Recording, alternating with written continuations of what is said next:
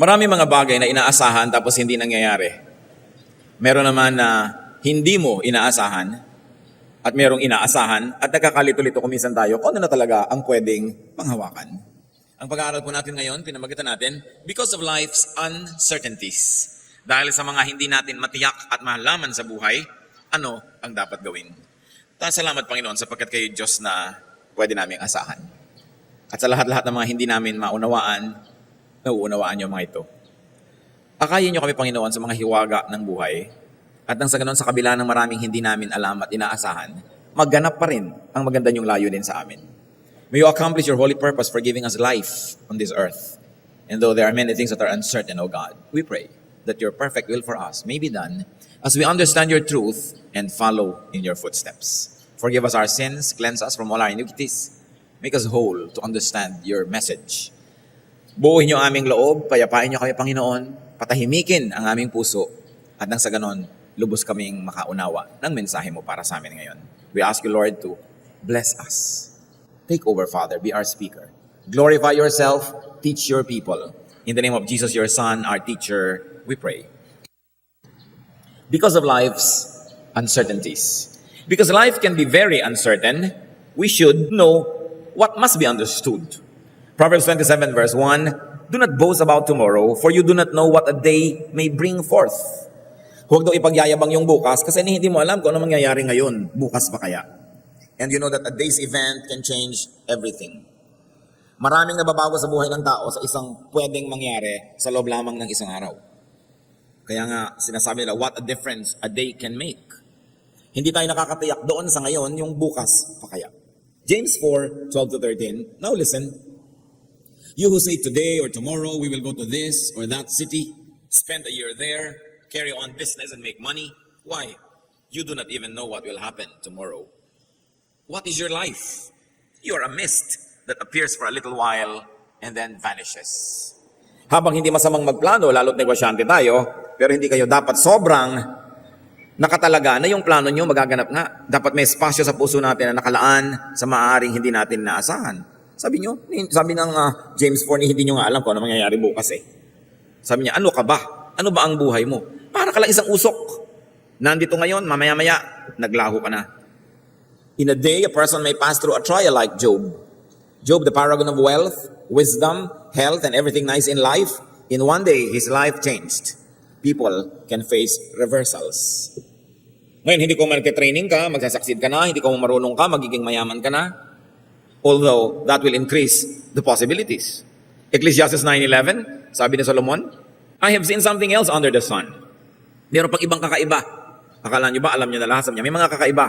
The race is not to the swift or the battle to the strong, nor does food come to the wise or wealth to the brilliant or favor to the learned, but time and chance happen to them all.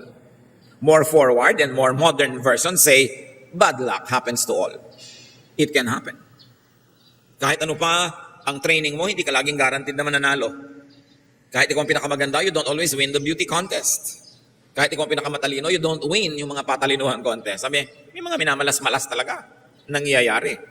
Ecclesiastes 9:12, moreover, no one knows when his hour will come. As fish are caught in a cruel net, or birds are taken in a snare, so men are trapped by evil times that fall unexpectedly upon them. Yung mga isda ba na masasayang naglalango yan, sama-sama, alam ba nila na biglang may lambat pala na pumapaligid na sa kanila at bigla silang iaahon sa tubig nang walang kalaban-laban? Ang mga nagliliparan na ibon, hindi nila alam na ang kanila palang tinutungo ay mga patibong at sila ay nahuhuli. Sabi, marami mga tao na susukol, sila ay nakukulong nang hindi nila inaasahang mga masasaklap na kaganapan sa buhay. Bad times, so-called bad times, can happen. Reversals can happen. Isaiah 32:9-11, you women who are so complacent, rise up and listen to me. You daughters who feel secure, hear what I have to say. In little more than a year, you who feel secure will tremble. The grape harvest will fail, and the harvest of fruit will not come. Tremble, you complacent women. Nagsasabihin dito yung mga babae, at maging mga lalaki man, na sobrang secure na sa buhay nila, akala nila ang yaman-yaman na sila. Hindi na mauubos ang kayamanan nila. They don't live only on savings, but they live on the interest of their savings, and some live on the interest of their savings. But economic crash can fall on anybody. Kaya nga mga super yaman, bigla naghihirap. Posibleng mangyari yan. Isaiah 47, 8 to 9. Now then, listen, you wanton creature, lounging in your security and saying to yourself, I am, and there's no one besides me. I will never be a widow or suffer the loss of children. Both of these will overtake you in a moment, on a single day. Loss of children and widowhood. They will come upon you in full measure, in spite of your many sorceries and all your potent spells. May konteksto ang verse. Kinakausap yung mga babaeng naniniwala sila sa mga sarili nilang mga black magic and black arts at mga kapangyarihan. At sinasabi lang, hindi ako mababalo, hindi ako mamatayan ng anak. But ang sinasabi dito ng propeta, bereavement can happen even to these people who feel very secure. Hindi tayo nakakatiyak. At sabi ng Panginoon sa Matthew 6:19, do not store up for yourselves treasures on earth, where moth and rust destroy, and where thieves break in and steal. Pinaghihirapan, ipinupunda ng mga kayamanan, can suffer decay.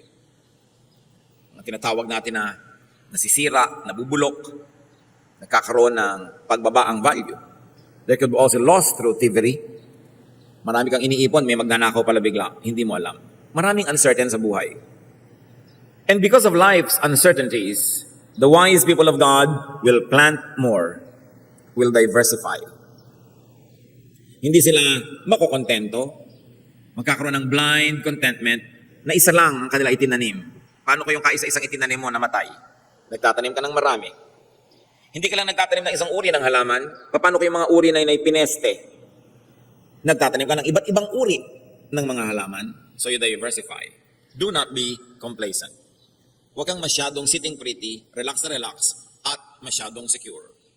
Kaya ang sabi sa Ecclesiastes 11:6, sow your seed in the morning, and at evening let not your hands be idle, for you do not know which will succeed, whether this or that, or whether both will do equally well. Oo, magtanim ka sa umaga habang maliwanag, pero sa gabi, sabi niya, huwag ka pang magpahinga agad-agad. Manahi ka pa, mag-wood carving ka, maglatero ka, gumawa ka ng iba pa mga bagay, para pag yung itinanim mo, hindi tumubo, may iba ka pang pagkakakitaan. Hindi pwedeng iasa sa isang bagay lang ang buong buhay mo, sapagkat maraming pagbabagong nagaganap at madalas sa kanila hindi inaasahan. In common language, you say, don't put all of your eggs in one basket. In extenda, don't put all of your eggs in one person. Huwag mong iasa ang buong kaligayahan mo, buhay mo, security mo sa isang tao. Kahit mahal mo siya at kahit mahal ka niya. Kasi ang pagmamahal ko, minsan ay kumukupas. At kung hindi man kumupas yun, yung nagmamahal sa'yo, biglang nasagasaan ng pison, namatay, wala rin, lugi ka din. Kaya nagmamahal ka, pero hindi lang isang tao lang ang minahal mo, itinakwil mo ng mga magulang mo dahil nagkaroon ka lang ng boyfriend. At biyuda naman, dahil nagkaroon ka ng bagong bogart sa buhay, tinakwil mo ng mga anak mo, di bali na sila. Sabi ko, kailangan hinahati-hati mo yung pag-ibig, hindi mo inilalagay sa isa lang. Because life is very uncertain. At kawawa ka naman kung yung kaisa-isang iniibig mo ay nawala. Kaya, sabi, huwag isa lang ang inaasahan. Maraming mga bagay. May mga magulang, inilalagay na ang buong pag-asa at future nila sa anak. Inubos na ang lahat-lahat para sa anak. Ay mabait nga yung anak mo, ay ang napangasawa naman, di ba? A wife from hell. Pasensya ka. Hindi ka na rin maalagaan, no? So, huwag mo rin inilalagay lahat, kahit sa anak, kahit sa asawa, kahit sa magulang. Ang totoo, sa Diyos lang natin pwedeng ilagay lahat, sa Kanya tayo secure. Pero bagamat nagtitiwala ka at nagmamahal, at huwag natin aalisin sa buhay natin yon, maglalaan ka ng kahit konti para sa sarili mo. Kasi hindi ka nakakatiyak na ilalagay mo ang iyong kinabukasan sa kamay ng isang kapwa tao lamang. Kaya ang Proverbs 30:30-31 talks about the woman of noble character. And what's her nobility? She does many things. Nagnenegosyo, namumuhunan, nagbuburda, pero hindi niya nalilimutang magbigay din sa mga kawang gawa, alagaan ang kanyang asawa at mga anak. Hindi lang isa. May mga babaeng ang galing sa business, pero tingnan mong bahay, parang sumabog na bulkan, ang gulo-gulo. Ang mga anak, hindi niya nalalaman kung nasaan na, ang asawa, hindi na maalagaan, dahil inilagay ang lahat-lahat sa isang interest, business. Meron naman na, inalagaan na lang lahat ng asawa at anak, pinabayaan na yung sarili. Kaya tuloy pag siya itong nakalimutan, sobra din siyang lugi. So sow your seed in the morning, and at evening, let not your hands be idle, for you do not know which will succeed. Marami ka dapat alkansya, hindi mo alam kung alin doon ang butas. Hindi mo alam kung alin ang mawawala. Nag-iingat ka because life has many uncertainties. And because of uncertainties, don't limit and tie yourself with words and deeds. Sabi nga nila, huwag kang mangako, baka ka mapako. Maraming factor na hindi mo control, so huwag mo sasabihin, kayang-kaya ko yan. O papautangin kita ng puhunan, maibabalik mo ba? Utang ka ng utang, kayang-kaya ko yan. Mahirap yung ganyan mga salita. At personally, hindi ako magtitiwala sa taong nagsasabing kayang-kaya niya. Either that person is a fool and has no grasp of reality, therefore cannot be trusted, or that person is proud, or that person is deceiving you. Kaya hindi katiwa-tiwala yung mga siguradong sigurado ito. Yung mga kukuha ng mga pera nyo, hikaw nyo, invest mo to. Siguradong sigurado to. Yan ang mga nakaka 1, 2, 3. Walang sigurado sa ganyang mga bagay. Kaya kung mag-i-invest ka, huwag naman yung kakainin mo bukas, naka-invest na rin. Dahil siguradong sigurado. At paano kung hindi nangyari? Wala kang kakainin bukas.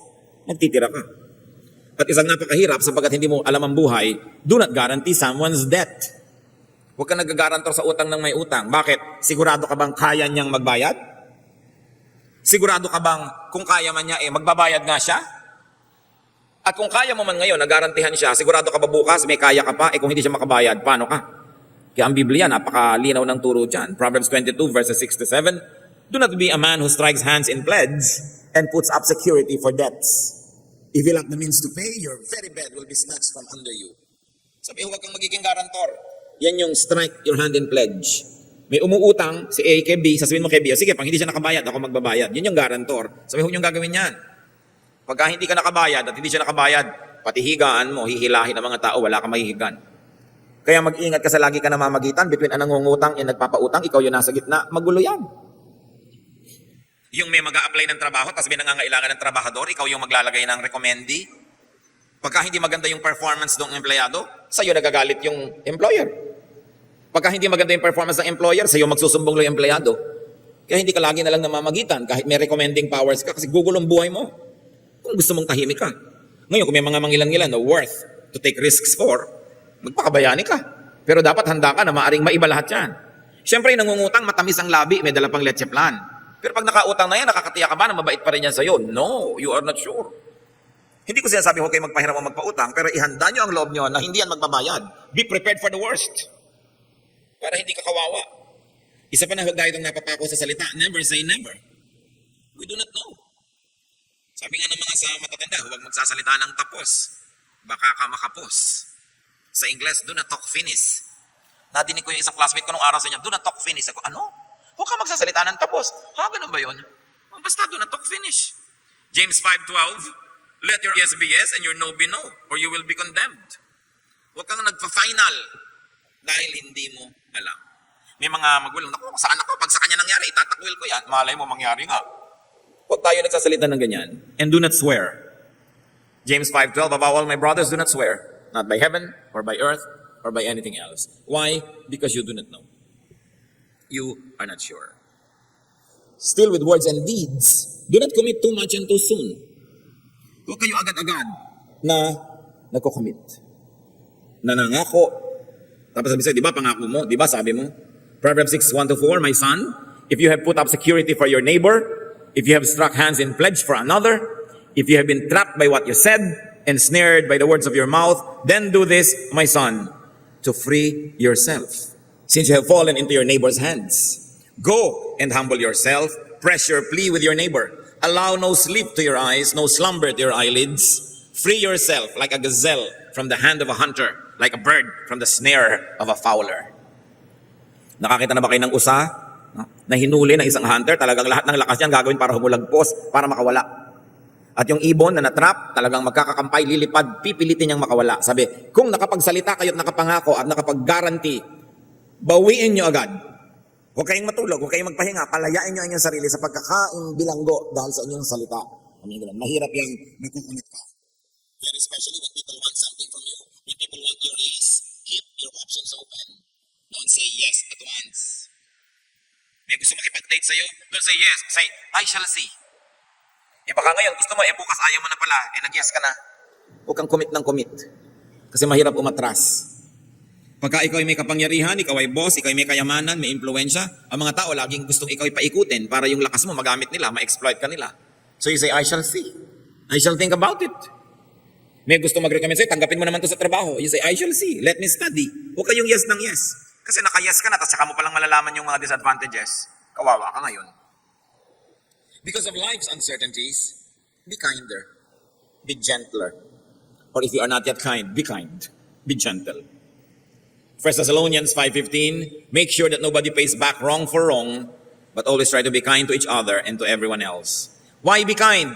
Because maybe today you can afford to be kind. Why gentle? Maybe today you can afford to be gentle. You do not know if you could afford the same thing tomorrow. So now that you can plant, gawin mo na. Pwede ka magpautang ng loob ngayon, di magpautang ka na ng loob para kung bukas ikaw nangangailangan naman ng konting sukli, may naipautang ka na. Habang kaya mo maging mabuti at maging mabait, gawin mo na, hindi ka sure kung bukas kaya mo pa yon. Meron ka ngayon pwedeng ibigay, give to people. Nakapagbigay ka na. Bawian ka man ng kapalaran, nakapagtanim ka na sa iba. Kasi sa habang meron ka, ang kunat-kunat mo, ang damot-damot mo, tapos binawi din sa'yo ng langit lahat, wala ka malang nagawa ng mabuti. So ngayon, wala malang nagsusukli sa'yo. Kawawang-kawawa ka naman. Proverbs 11:24, one man gives freely, yet gains even more. Another withholds unduly, but comes to poverty. Isang hiwaga ng buhay. Meron nga naman pala bigay ng bigay, pero magtataka ka, lalo naman siyang nagkakaroon. Meron naman ang kunat-kunat, ang damot-damot. Sobrang mag-impok at mag-ipon para sa sarili lang, pero siya pa itong naghihirap at siya ang nagdarahok. Hindi ko mo kuripot yung mayaman. Hindi ko mo pala bigay, nauubusan. Mahiwaga ang buhay. So give to more people. Don't just give to people, but give to more. Kung isa lang yung binibigyan mo at nilimot ka, kawawa ka naman. Kung marami ka namang nabibigyan, kalahati man nun, makaalala sa'yo, you have better chances at being happier. Hindi yung magulang ka, isang anak mo lang yung paborito, siya lang pag-aaralin mo, siya lang bibigyan mo ng lahat. Yung iba, hindi na. Tapos kung mandatanda ka, biglang nag-astronaut yung paborito mo at hindi na nakabalik, nasa buwan, paano ka na ngayon? Kailangan marami kang binibigyan. Ecclesiastes 11:2, give portions to 7, yes, to 8. For you do not know what disaster may come upon the land. Katalinuhan ni Solomon. Sabi, damihan mo ang binibigyan. Hindi mo alam kung alin dyan ang may sukle. And you do not know when you might be the needy one. Ngayon, kung napakabusilak ng iyong puso, gusto mo lang magbigay na wala kang inaasahang kapalit, edi lalong mabuti, magbigay ka ng magbigay. Pero kung hindi naman busilak ang puso mo, at least maging matalino ka, magbigay ka pa rin. Kasi hindi mo alam, baka mamaya ikaw ang mangailangan.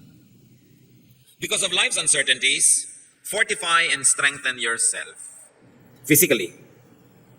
Marami tayong hindi alam na mangyayari, kaya kung kaya mo palakasin ang sarili mo, palakasin mo na. Magtulog ka ng magtulog. Hindi mo alam kung next week may mamamatay ka palang kamag-anak at ikaw maglalamay araw-araw. Hindi mo alam. So mag-ipon ka ng lakas. May pagkain, kainin mo ng kainin. Hindi mo alam kung bukas may salot na, wala palang pagkain. Kailangan palakasin mo ang sarili mo. Habang bata ka pa, habang kaya mo, kumain ka ng kumain ng mga tama. Dumarating yung panahon na wala kang gana, wala kang pambili. Pero at least, nasa loob na ng mga bawat cells mo yung mga vitamina. Hindi mo nahahanapin pa dahil nandun sa loob mo yan. Palakasin mo ang katawan mo. Habang kaya mo maghagdan ka na maghagdan. Hindi mo alam kung kailangan mo yung lakas na yun later. Of course, it is clinically proven that the more athletic you are, the more physically fit, the more you survive surgeries, the more you survive medical attention, the more you survive difficulties. Kaya kung kaya mo palakasin ang sarili mo, palakasin mo ang palakasin, sige na. Habang pwede. Kung kaya mong maka-afford ng mga organic na mga bagay, yun na ang gawin mo para hindi ka naglalagay ng lason sa katawan mo, naglalagay ka ng pampalakas. Pag dumating yung panahon na kailangan mo, may mawi-withdraw ka from your own body. 1 Timothy 4:8, for physical training is of some value. Mahalaga yan, pinapakinabangan din.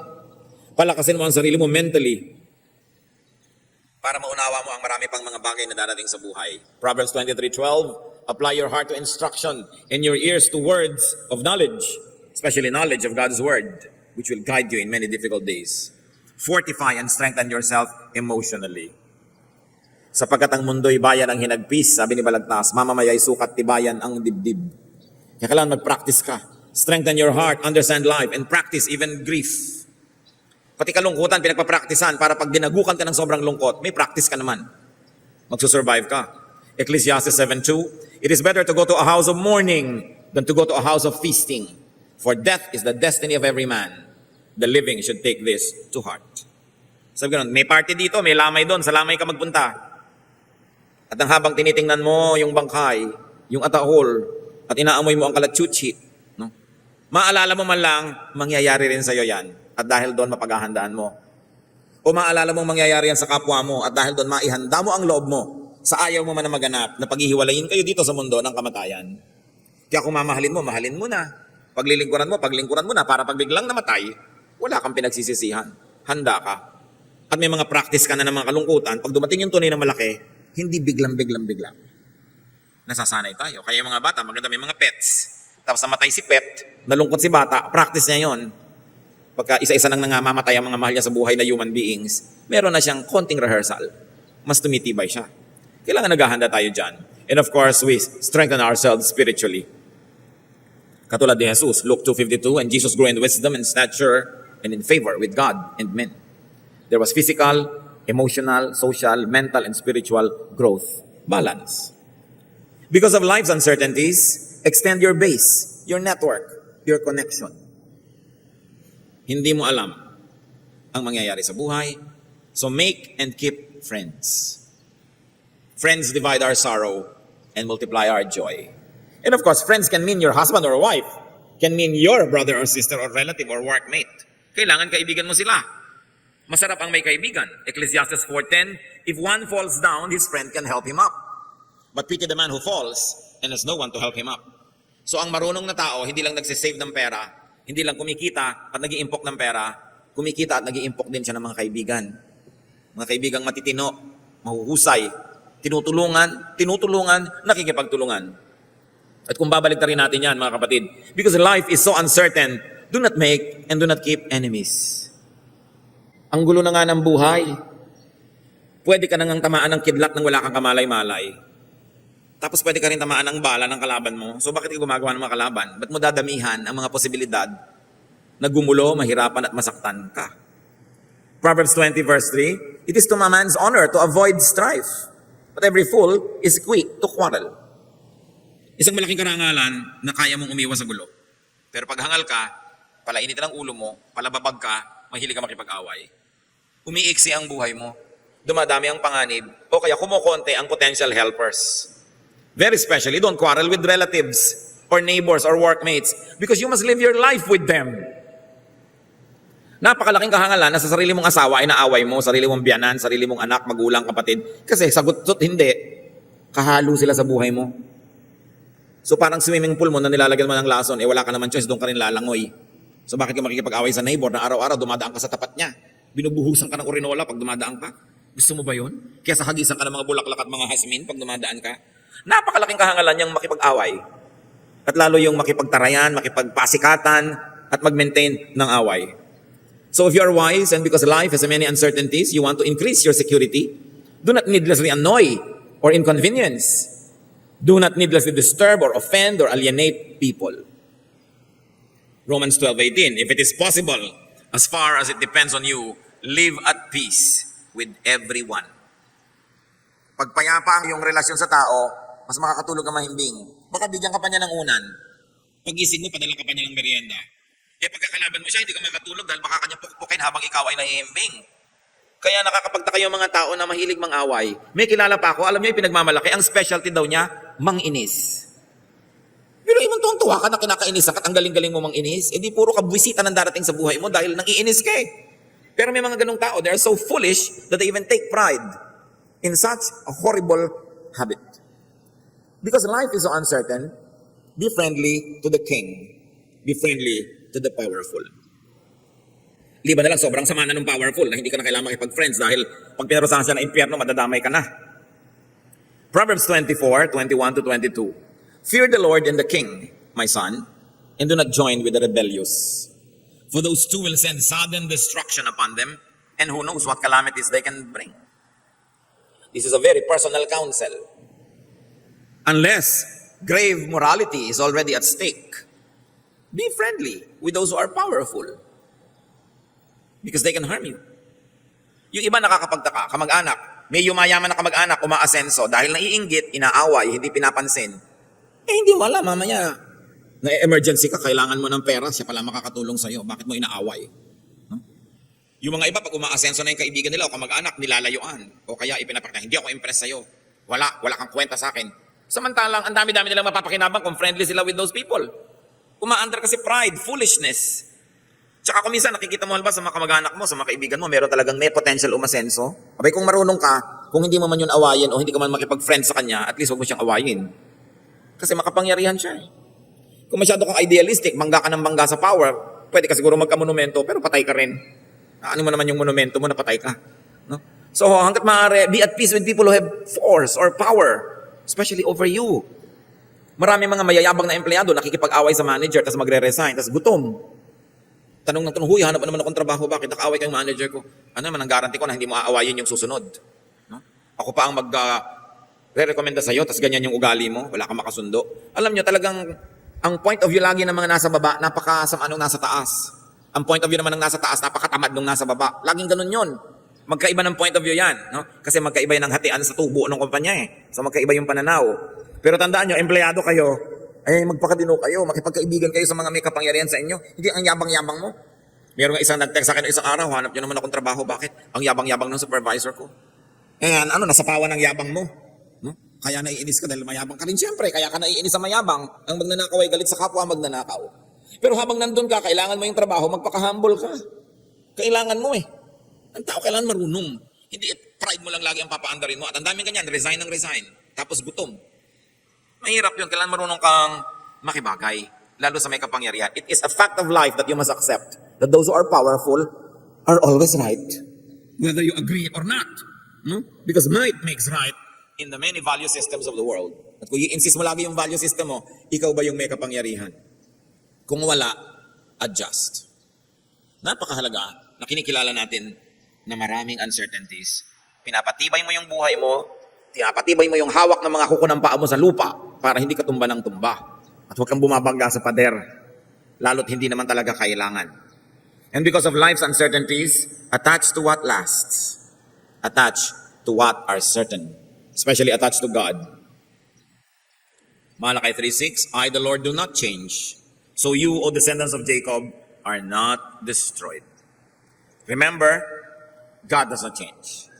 At pag pinag-uusapan natin ang uncertainty, mga kapatid, makinig kayo mabuti. Uncertain lang yun sa atin, pero certain yun sa Diyos. Hindi natin alam, pero alam ng Diyos. Hiwaga sa atin yun, pero sa Diyos hindi. So sa Diyos ka kumapit. Hindi mo alam yung daan, ang dilim-dilim, kumapit ka sa Diyos. Dahil hindi naman siya pwedeng madulas, hindi siya pwedeng madapa, hindi siya pwedeng mahulog. Doon ka manalig. Huwag kang mananalig sa sarili mong pananaw o point of view o opinion. Pagka bumabangga ito sa malinaw na katuruan ng Diyos. Dahil yan ang talagang pader na pag binangga mo, durog ka. Walang mangyayari sa'yo. Sumunod ka na lang. Napakaraming patotoo sa ating paligid. Mga taong lumalaban sa Diyos, mga taong lumalabag sa kalooban ng Diyos, nabubuhay sa paglabag sa magandang kalooban ng Diyos, maghihirap, mahihirapan, masasaktan, magdurusa, magkakadurog-durog, magkakawasak-wasak. Babalik din sa Diyos. Wala ka naman choice. Pwede ka bang hindi bumalik? Habang nagkakaluray-luray-luray ka? So bakit mo pa sisikaping labanan yan? Ipunong-puno na tayo ng mga patotoon noon hanggang ngayon ng mga taong gumulo buhay dahil hindi na sumusunod sa Diyos. Bakit kailangan ka pa makipag-contest? Attach to what is good. Why? Because good will always be fashionable. Because God is good. Mamimili ka, kanino kaya ako sasali? Sa masama at sa mabuti? Siyempre, sa mabuti. Kasi Diyos ay mabuti. Nananaig man panandali ang masama, hindi yun magtatagal. Hindi yun pwedeng laging uso. Napapagod ka man sa paggawa ng tama, tama pa rin ang gawin mo. Kasi nasa panig ka ng Diyos. Galatians 6:9, let us not become weary in doing good. For at the proper time, we will reap a harvest if we do not give up. Yan ang isang bagay na tiyak. Ang mabuting itinanim, mabuti ang bunga. May mga halaman kasi matagal mamunga. Nagtanim ka ng lansones ngayon, siyempre hindi mamumunga yan next year. Mga 7 or 8. Kung grafted, baka 5. Pero hindi pwedeng agad-agad. Pero mamumunga yan. At pag nagsimula na yung mamunga, namatay ka na lang at lahat, namumunga pa yan. Yun ang maganda doon sa matagal magbunga. Pag naman nagsimula, tuloy-tuloy na. Attach yourself to truth. Attach yourself to eternity because these things are permanent. And very importantly, in a practical way, attach yourself to God's Word. Nagbabago ang panahon, pero hindi ang diwa ng salita ng Diyos. Matthew 24:35, heaven and earth will pass away, but my words will never pass away. Pwedeng panghawakan, pwedeng tindigan, pwedeng asahan ang salita ng Diyos. Well, life can have uncertainties, but you must never forget that life also has certainties. Maraming mga hindi tiyak at nagbabago, pero marami ring tiyak at hindi nagbabago. Like God, the good. Like truth and eternity and eternal life, they are all certain. Walang contradiction dyan. May certain, may uncertain. At lahat nung nandito sa kabilang dulo at nandito sa kabila at nasa pagitan nila, lahat yon totoo pa rin. Truth and reality is not just a point because truth and reality can be bipolar. Two distant points and all other points between them are all equally real. Nakakalungkot yung tao na isa lang ang point of view, ito lang naiintindihan. Yung kabaligtaran, hindi. Hindi niya tuloy na-appreciate yung mga nuances between. Hindi laging black or white lang ang buhay. Talagang may mga shades of meaning. Both extremes are part of each other and they are part of one reality. So pagka nalilito kayo, saan ba ako? Dito sa certain, sa uncertain, sa night o sa day. Di ba? May pangapagitan yan. Sa cold o sa hot. Just calibrate where to stand at a given time and place. Where do you stand between hot and cold? Pareho naman totoo yan ha. Eh di doon sa kapakipakinabang sa'yo, habang hindi mo sinasalungat ang Diyos, doon ka sa kapakipakinabang. Kailan ka pipili? Sa natahimik o nagsasalita? Pareho rin naman na godly yun. Eh di doon sa kung ano yung magbibigay sa'yo ng pinakamaraming kapakinabangan at sa iyong kapwa rin. At magbibigay ng luwalhati sa Diyos. What is true and what is right need not always be absolute. Everything has a context. Kita nyo kahit sa Bible, masamang pumatay. Pero pag inutos ng Diyos, upulit sa inyo mga yan. O, hindi masama. Dapat kumakain ka, pero pagka in a godly way, nag-fast ka, o mabuti rin yun. Mga extremes yan, magkakabaligtad. Ha? Sinabing, sundin ang yung mga magulang, mahalin. Pero sinasabi din ni Jesus, those who left mother or father because of me will be blessed. So, alin doon? Parehong totoo yun. So, alin doon ang angkop at bagay sa'yo, doon ka pipili. Those that absolutize everything, paint themselves into a corner, limit themselves and limit others. And they can make life so much less interesting, so much less enjoyable, in fact, so much more difficult. Ang tanong, mga kapatid, anong mga uncertainties ang pinag-aalalahanan nyo? What uncertainties scare you? What uncertainties rob you of peace? Maraming uncertainties, pero panghawakan natin what is certain. And that is God. Now, concerning things that are really uncertain and you can never control, diniscuss na natin ang mga dapat gawin. Maximize your potential, strengthen yourself, minimize your errors, make many investments, be as friendly as possible, then you minimize, you mitigate all the negative effects of uncertainties. Uncertainties are there, pero Diyos din ang pumayag na nandyan yan, may kapakinabangan din yan. Kung ating hahanapin kung ano man yun. But what uncertainties do you have right now? Stand on something that will see you through any and all uncertainties, and that is faith. Meron tayong pinakamabisa na panglaban sa mga bagay na hindi tiyak, yun ay ating pananalig. Faith is the assurance of things hoped for. It is the evidence of things not seen. Kaya kung meron tayong pananalig, lakasan pa yan, payamanin, lakasin, sapagkat yan ang tunay natin na proteksyon laban sa mga uncertain things in our lives. Ama namin sa langit. Ano man ang mga uncertainties na nagpapahirap sa loob ng iyong mga anak? Nagbibigay ng mga takot, alalahanin, pangamba, pag-aalala. Paalala mo sa amin, Lord, na nandyan kayo, you are God, you are permanent, you are certain, your words can be relied upon. Ituro mo sa amin, Panginoon, na unang-una sa iyo sumandal, sa iyo manalig, sa iyo sumunod. At hayaan namin maghari sa buhay namin yung diwa na yung salita, na ma-apply namin ito sa paraan na productive, fruitful, good for us, and glorifying to you, and also good to our fellow men. Payapain mo kami, palakasin, laban sa mga bagay na hindi tiyak. At turuan mo kaming tibayan ng paghawak sa iyo, kayo na tiyak, na tiyak, na tiyak. At nawa, Panginoon, dahil maraming mga bagay na hindi tiyak sa buhay, maging marunong kami. Patibayin ang sarili, damihan ng aming mga kakampi, ubusin o alisin namin ang pakikipag-away, at nang sa ganon, mas maraming pagkakataon na pasukin kami ng grasya kaysa gulo. Ituro mo sa amin pa mga personal application ng mensaheng, dahil may maraming bagay na uncertain, what should your people do so that life may happen as you want it to happen? We can be what you want us to be, and we can live to the fullest and give you maximum glory. Magbulay-bulay tayo mga kapatid. What will you do? Because life is full of uncertainties. Be alone with God for a while and let the Spirit bless each one.